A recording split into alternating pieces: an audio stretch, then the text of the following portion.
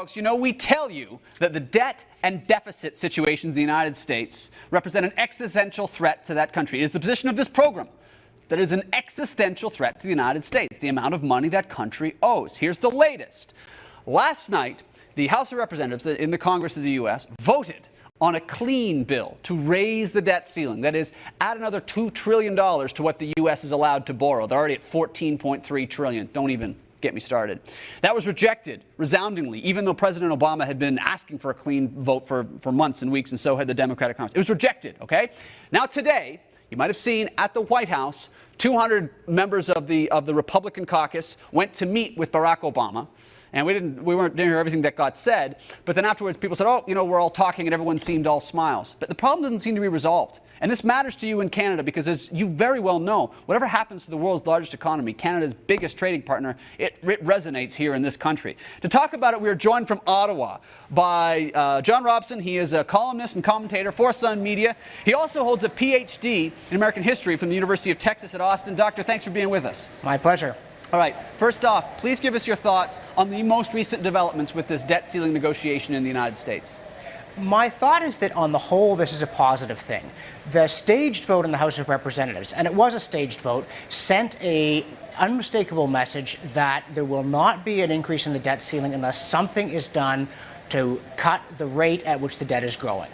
Now, that's encouraging. It's not as encouraging as it ought to be. Apparently, the Republicans are talking like something like $2 trillion in cuts over a decade. You think, holy cow, $2 trillion, that's a pile of money.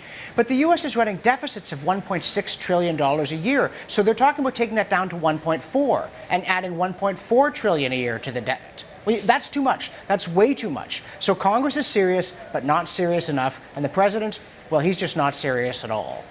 That's exactly true, and we've been saying that. Now, I'm very glad, Doctor, to have you say it, because the folks hear it from me all the time, but when a smart guy like you comes on and says it, they'll understand that it's true.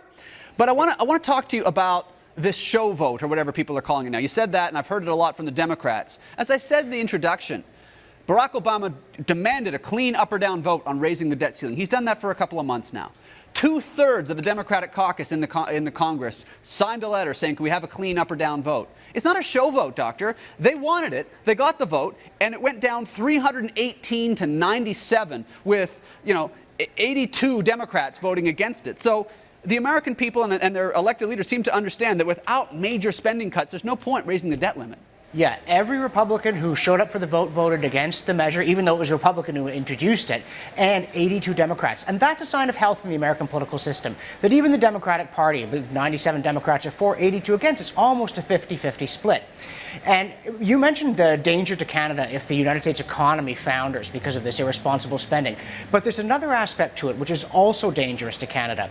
The United States, if nothing is done, is going to be spending more on interest on the debt than it is on national defense some point about 5 years from now. And this is a tipping point for great nations. When that happens, normally it's a decline that cannot be reversed. And if the United States is not keeping the world safe and orderly, doing most of the heavy lifting anywhere there's trouble, keeping the oceans open to trade and safe passage by innocents, who's going to do it? Italy? Spain?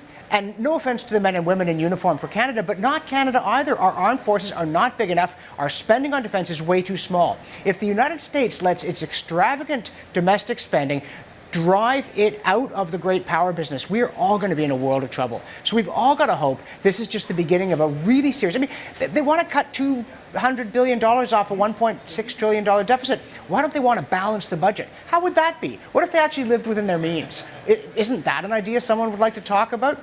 But I'll bet you there are Republicans in Congress who do want to talk about that, and this is just a step in that direction. Doctor, that's a really good point. When we've said to the folks that here in Canada it matters from an economic point of view, and we've belabored it a great deal regarding currency issues and the United States with its deficits and having to print money and everything, but you pointed out the military security aspect to this, which affects Canada and allied nations around the world. It's a very good point. We just have less than a minute. I got one more point I want to make with you about this.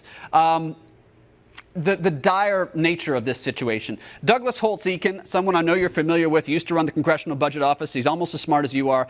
He wrote that when the crisis inevitably arises, what's been called the most predictable crisis in American history, he says the painful memories of 2008, when we have panic, no credit, monthly job losses in the hundreds of thousands, that's going to seem like a picnic compared to what is coming down the pike. He also adds that if the U.S. didn't have a federal debt limit, it would still have these problems because it's the debt that's the problem. It's the actual borrowing of money and the structure of it, not where the limit happens to be. Yeah, the limit is a useful way of reminding us this is a problem. And I point out one thing, the American debt, infamously $14.2 trillion, $4.6 trillion of that is money the government's borrowed from itself, largely from the Social Security Trust Fund. So if this thing goes crunch, Social Security checks stop arriving. This is a breach of trust with a generation that maybe was promised too much, but was promised it. I mean, the great civilizations don't behave like this, and it's time the Americans got it under control. Thank goodness they have a Tea Party movement. Maybe they will get it under control. Maybe we could use one too. I think this is the only network in Canada, Doctor, where anyone says, thank goodness they have a Tea Party movement. Because you're right about that, by the way. They're forcing the elected leaders in the United States to take this stuff seriously. And in terms of great societies, Doctor, no society on earth has owed as much money as the U.S. does right now.